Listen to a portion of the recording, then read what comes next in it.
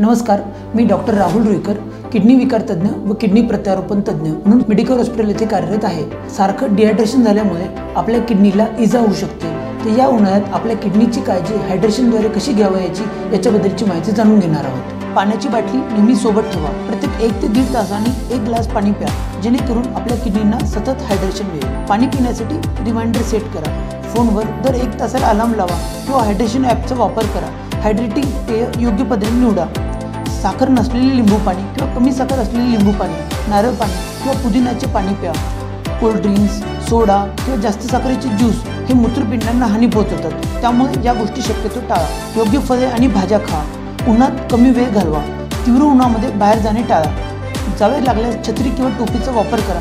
एकदम जास्त पाणी पिण्याच्या ऐवजी थोड्या वेळाने घोट पाणी प्या, ज्यामुळे किडनीवर जास्त ताण येणार नाही आणि हायड्रेशन पण टिकून राहील।